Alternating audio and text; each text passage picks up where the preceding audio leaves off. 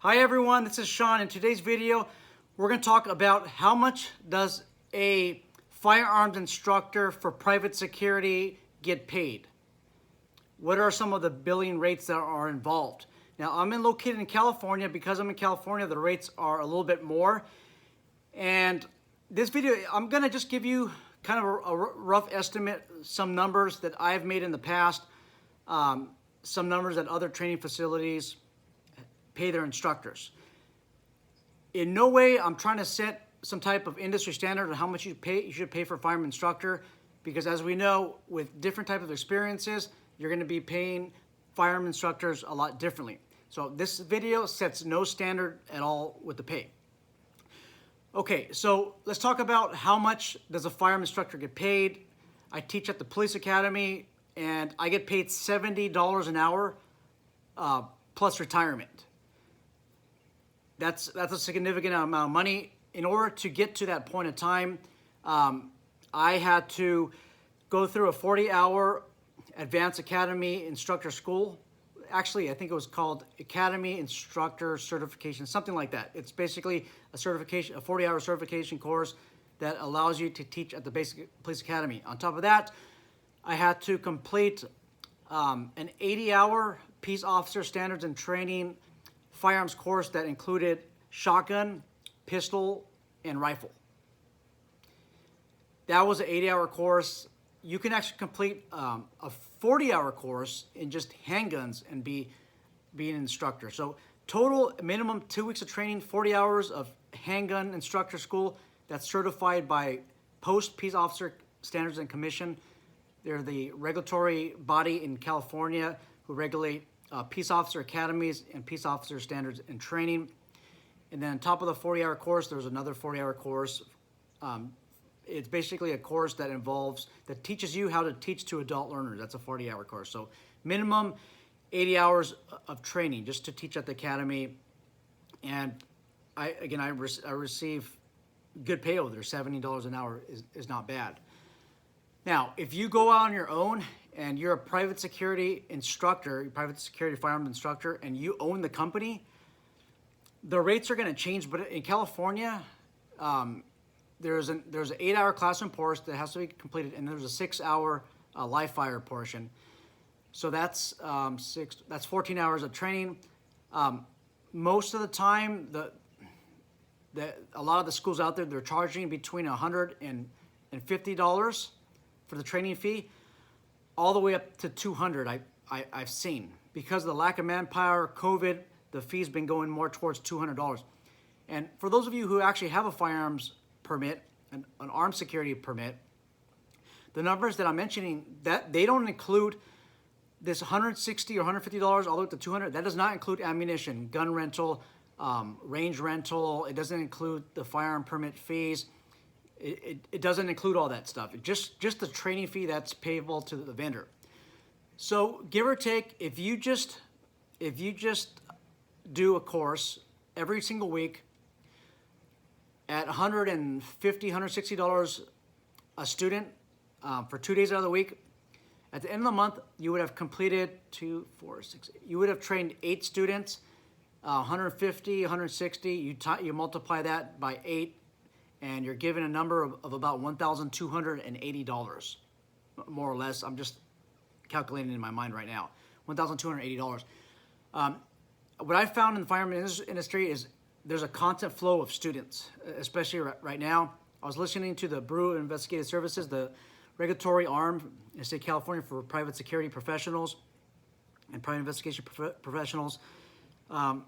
The application rate for armed security has went up about 22 to 23%. And a lot of these people who are applying for licensure, they end up at your training school. So I think two students a week is a conservative number. There's academies out there, security academies, that do 50 a week, 20 a week, maybe some that do 100 a week. So just considering, just asking for 2 a week, putting that to your budget, I think it's going to be something very simple to do, as long as you have decent marketing. And you can't give yourself an hourly pay rate if you if you don't charge an hourly rate. So the students pay 150, 160. It's hard to calculate what your hourly rate is because you might have different students throughout the day, throughout time as well. And this is also assuming that you don't have to pay any coaches or other instructors. And this is also assuming that you're not taking on 5 or 6 or 7 students, even 10 all at once. I said this in another video. I said it in the number 1 video for number 1 tip that you in private security, if you're training somebody or you have a training course, you should not have 10 students and only have 1 instructor. You want to break it down more or less for every 3 students that you have, 1 instructor. If you don't have enough instructors, you can hire a coach as well. So 3-to-1 ratio works very well when you're training private security. Now, if all the private security armed guard applicants, if they're all military or they're all former law enforcement, then you can do 1 to 5. That's more recommended. That's what the NRA recommends. Really pushing it, you can do 10. I wouldn't do it. I would stay at about 5. No, there's no way I'd do more than 7. But the choice is yours. Being a firearms instructor can be very lucrative. I was initially, for the civilian population, civilian meaning not law enforcement, not military, not security, I was charging $50 per hour for course for a 1-on-1 session, 2-hour minimum. I was getting a lot of inquiries about that. I bumped it to 100. I started getting very busy with my other work, my other jobs. I went to 100, and then when I went to 200, I got more inquiries from 200 than $50 an hour. And I'm not even kidding. And this isn't just $200 for the whole day. This is $200 an hour with a 2-hour minimum. This is not something that I make up. This is something that is real. And I cater to an area where in Southern California where there's a lot of retirees. In this population or in this jurisdiction, the city, there's a lot of people with a lot of free time, a lot of leisure time. When you have a lot of free time or leisure time, you tend to have a lot of residual income coming in, and they are willing to spend that much for the training. Now, maybe not in the bigger cities, but in this particular area of Southern California, there's a lot of inquiries for 1-on-1 instruction as well. Now, we haven't talked about overhead costs because there's definitely overhead costs.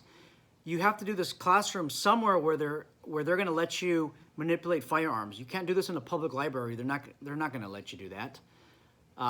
You have to find an office, some type of conference room where you can actually provide this level of instruction, and that's money that's going to come out of your pocket. I've been very fortunate in the past. I've known people who have connections at hotels or at schools, and I didn't have to pay anything to do my classrooms there. And then you have to think about the range as well. We'll talk about the range in other future videos. So this is what I have today, you guys. The pay rates are going to differ if you. Oh, by the way, if you own a firearm training facility, what is the pay rate for your staff? That's going to vary because if you're going to give your staff $30 an hour and only 1 person shows up, it looks like most of that money is going to go to 1 instructor or that 1 coach. Now, if you get 10 students or 5 students, then this hourly rate tends to work out. Maybe what you might want to recommend is maybe pay them a flat rate of $30 an hour, and then they get some type of bonus depending on how many students come into class. Maybe every student that comes in, maybe you want to give them an extra $20 or $30 or whatever you want. This is also incentive for this instructor to do as great a job possible, to be as mentoring possible, so that people keep coming back as well.